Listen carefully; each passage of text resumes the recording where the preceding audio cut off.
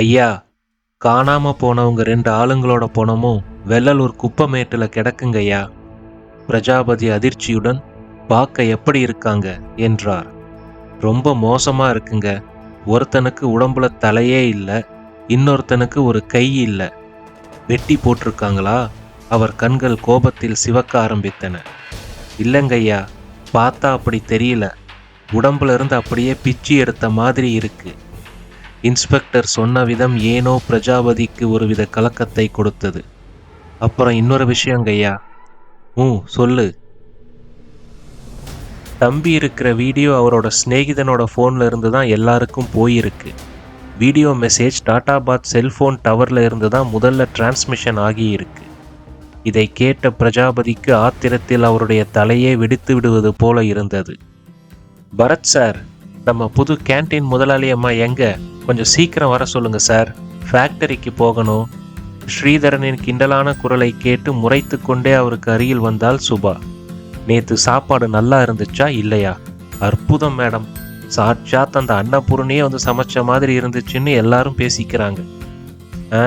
நான் நேற்று அந்த கேன்டீன் முதலாளி கிட்ட கணக்கு கேட்டேன். அவர் கொடுத்த டீட்டெயில்ஸ் எல்லாத்தையும் கம்பேர் பண்ணி பார்த்தேன். மேடம், எப்படி கம்பேர் பண்ணி பார்த்தீங்க? பரத் நேற்று எனக்கு எப்படி கணக்கு பார்க்கணும்னு சொல்லி கொடுத்தான். இதை கேட்ட ஸ்ரீதரன் தலையில் அடித்து கொண்டார்.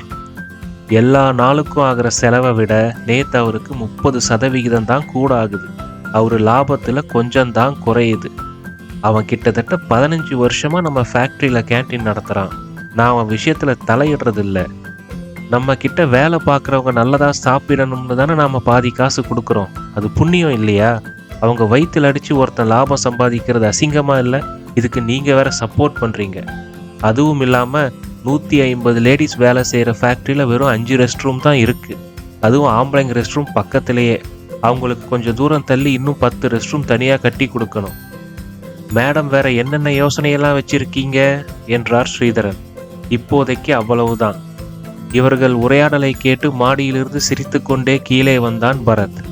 அவனை முறைத்து பார்த்து கொண்டே, பரத் சார், இந்த ஸ்ரீதரன் எப்பவுமே நல்லவனா இருக்க மாட்டான், பார்த்துக்கோங்க என்று கூறியபடி அவனை பார்த்து வாயில் சிகரெட் பற்ற வைப்பதைப் போல பாவனை செய்தார். பரத் கண்களாலேயே அவரிடம் வேண்டாம் என்பது போல கெஞ்சினான். சரி, கிளம்பலாமா என்றவரை பார்த்து பரத், நான் இன்னைக்கு வரலப்பா, தலை லேசா வலிக்கிற மாதிரி இருக்கு என்றான். உடனே சுபாவும், நானும் வரலைங்க, அவன் கூடவே இருக்கிறேன் என்று பதறினாள்.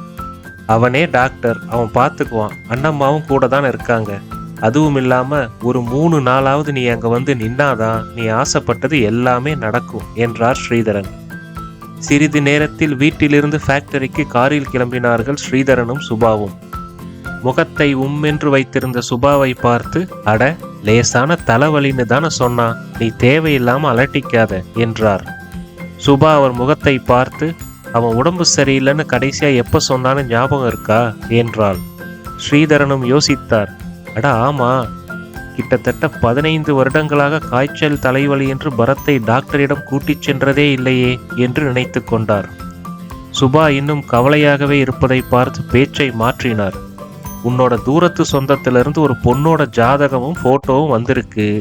நட்சத்திர பொருத்தம் நல்லா இருக்கான். பொண்ணு அவ்வளோ அழகா இருக்கா. இன்னைக்கு காலையில தான் ஜாதகமும் போட்டோவும் குரியர்ல வந்துச்சு என்று காரின் டேஷ்போர்டில் இருந்து கவரை எடுத்து அவளிடம் கொடுத்தார். சுபாவின் முகம் சற்றென்று 1000 வாட்ஸ் பல்பை போல பிரகாசமாகி, ஒரு சின்ன குழந்தை தனக்கு பிடித்த சாக்லேட்டை வாங்கும் ஆர்வத்துடன் அவர் கையில் இருந்த கவரை வாங்கினாள். 73 சர்ஜரிஸ் அண்ட் நோ ஃபெயிலியர்ஸ். அதுல 2 சக்சஸ்ஃபுல் ஹார்ட் டிரான்ஸ்பிளான்ட் வேற. எஸ் மைத்ரேயி. தயாளன் அங்கிள், பரத் செஞ்ச எல்லா சர்ஜரி வீடியோவையும் நான் பார்க்கணும். எதுக்கு மைத்ரேயி? இதெல்லாம் அப்புறம் பார்த்துக்கலாம் இல்ல? இல்லைன்னா I mean it. Let me take Vijitha's help என்றாள் மைத்ரேயி. மற்ற அனைவரையும் விட பரத் விஷயத்தில் விஜிதாவிற்கு இருந்த ஆர்வத்தை புரிந்து கொண்டாள் மைத்ரேயி. அடுத்த 4 மணி நேரம் ரெக்கார்ட்ஸ் ரூமில் இருந்தார்கள் மைத்ரேயும் விஜிதாவும். பரத் செய்த அனைத்து சர்ஜரி வீடியோக்களையும் சரிபார்த்தார்கள். அப்போது ஒரு ரிப்போர்ட்டை பார்த்த விஜிதா, மேடம், இங்க ரிப்போர்ட்ஸ்ல ஒரு ரெக்கமெண்டேஷன் இருக்கு. ஆனா பரத் செஞ்ச சர்ஜரி ப்ரொசீஜர் வேற மாதிரி இருக்கு. ஆனா பேஷண்ட் நல்லபடியா குணமாகி வீட்டுக்கு போயிட்டாரு என்றாள். அந்த மாதிரி ஏற்கனவே 3 ரிப்போர்ட்ஸ் நான் கண்டுபிடிச்சு வச்சிருக்கேன். உன்கிட்ட இருக்கிற ரிப்போர்ட்ல சர்ஜரி ரெக்கமெண்டேஷன் பண்ண டாக்டர் பேர் என்ன? டாக்டர் ராகவன். நான் கண்டுபிடிச்சதுல 2 ரிப்போர்ட்ல டாக்டர் ராகவன் சைன் பண்ணியிருக்காரு. ஒரு ரிப்போர்ட் கார்த்திகேயன் கொடுத்திருக்காரு. சரி, இந்த வீடியோஸ் எல்லாத்தையுமே பென்டிரைவ்ல காப்பி பண்ணு. Okay madam. அப்படியே தயாளன் அங்கிளையும் எங்க அண்ணனையும் போர்ட் மெம்பர்ஸ் ரூமுக்கு உடனே வர சொல்லு. நான் ஒரு ஃபோன் பேசிட்டு வந்துடுறேன் என்றாள் மைத்ரேயி. விஜிதா ஒன்றும் புரியாமல் அந்த வீடியோக்களை காப்பி செய்து கொண்டிருந்தாள். ரிகார்ட்ஸ் ரூமை விட்டு வெளியே வந்த மைத்ரேயி தன் செல்போனை எடுத்து ஒரு வெளிநாட்டு நம்பருக்கு டயல் செய்தாள். தொடர்பு கிடைத்தவுடன் மறுமுனையில் ஹாய் மைத்ரேயி என்ற குரல் கேட்டது. ஹாய் சுரேஷ், டிக்கெட் கேன்சல் பண்ணிடுங்க, நான் ரொமானியாவுக்கு வரல. ஓஹ் கமான், எவ்வளவு கஷ்டப்பட்டு இந்த அப்ரூவல் வாங்கியிருக்கோம் தெரியுமா? இந்த சான்ஸ் மிஸ் பண்ணா அப்புறம் நம்ம ரிசர்ச் ப்ராஜெக்டை ஃபெயிலியர்னு சொல்லிடுவாங்க. நோ வே, நான் இங்க இருந்தே முடிச்சு காட்டுறேன். You mean you got any lead there? ஏதாவது நம்புற மாதிரி நூலாவது கிடைச்சிருக்கா? அவன் ஆர்வத்தை உணர்ந்து சிரித்தவள், நூல் இல்ல, பெரிய ஒரு கயிறே கிடைச்சிருக்கு என்றால் சிரித்துக்கொண்டே. ஒரு வீட்டிற்குள் இருந்து வெளியே வந்தான் பரத். அங்கிருந்து பஸ் ஸ்டாப்பிற்கு செல்ல முயன்றவனின் கையை வாசலில் நின்ற ஒரு சிறுவனின் பிரேதாத்மா பிடித்து கொண்டது. எல்லாத்தையும் சொல்லிட்டேன்பா, உங்க அப்பா இனிமே குடிக்க மாட்டாரு என்று கிளம்பியவனை மேற்கொண்டு போக விடாமல் அவன் கையை பிடித்தவாறே வந்தது அந்த சிறுவனின் உருவம். சலிப்புடன் என்ன என்பது போல பார்த்த பரத்திடம் ரோட்டிற்கு சற்று தள்ளி நின்று கொண்டிருந்த ஜீப்பை நோக்கி கை காட்டியது அந்த சிறுவனின் உருவம். அந்த ஜீப்பில் பிரஜாபதியின் ஆட்கள் 4 பேர் ஆயுதங்களை மறைத்து வைத்து கொண்டு அமர்ந்திருந்தனர். சில வினாடிகள் யோசித்த பரத் நேராக அவர்களிடம் சென்றான். சார், நான் துடியலூர் வரைக்கும் போகணும். உங்க ஜீப் அங்க போகுதுன்னா நானும் வரவா? கவலைப்படாதீங்க, நான் டாக்ஸிக்கான சார்ஜ் கொடுத்துடுறேன் என்றான். பரவாயில்ல, ஏறிக்கோங்க பிரதர் என்றான் காரில் இருந்த ஒருவன். அவர்களுக்கு பழம் நழுவி பாலில் விழுந்தது போல இருந்தது. ஒரு குறிப்பிட்ட சில வீடியோக்கள் மட்டும் திரும்ப திரும்ப திரையில் ஓடிக்கொண்டிருந்தது. மோகன் சலிப்புடன் I am not getting this என்றார். அவருடைய கருத்தை ஆமோதிப்பதைப் போல தயாளனும் தலையை ஆட்டினார். சொல்றேன், நான் கண்டிப்பா சொல்றேன். அதுக்கு முன்னாடி எனக்கு இங்க ஒரு அசிஸ்டன்ட் வேணும். கொஞ்சம் சைக்காலஜி தெரிஞ்சவங்களா இருந்தா பெட்டர். சட்டென்று விஜிதா, காயத்ரி, அவ புதுசுதான், ஆனா அவளுக்கும் பரத்தை பத்தி நல்லா தெரியும் என்றவளை 3 பேரும் குறுகுருவென்று பார்த்தனர். Okay, Oscar to come here now என்றார் மோகன். அவர் சொன்ன அடுத்த நொடி குடுகுடுவென்று போனை எடுத்துக்கொண்டு அறையின் ஒரு மூலைக்கு ஓடினாள் விஜிதா.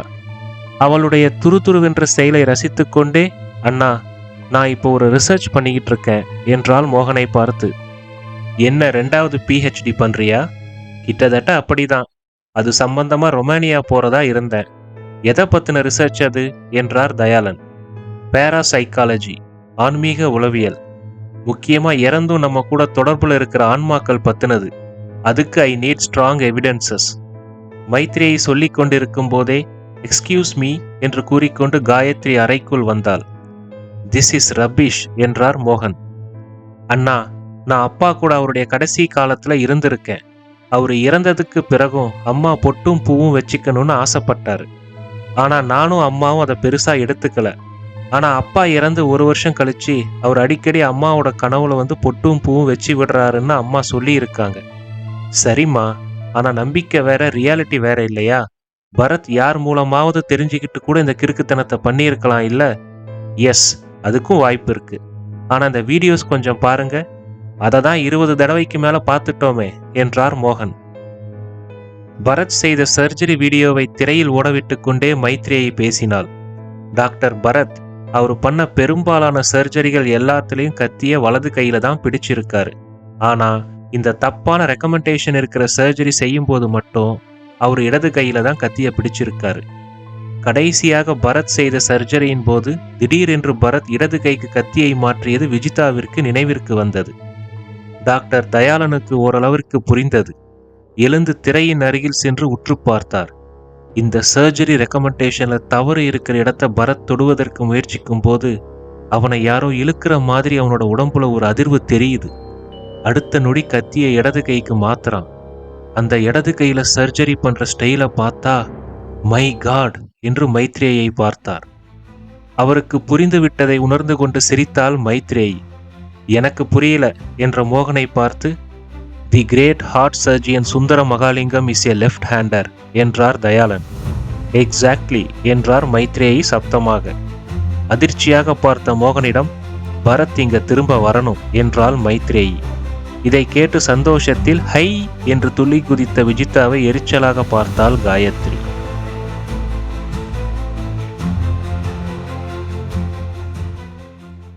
இந்த வீடியோ உங்களுக்கு பிடிச்சிருந்தா லைக் பண்ணுங்க, கமெண்ட் பண்ணுங்க, உங்க ஃப்ரெண்ட்ஸுக்கு ஷேர் பண்ணுங்க, எங்க சேனலை சப்ஸ்கிரைப் பண்ணுங்க.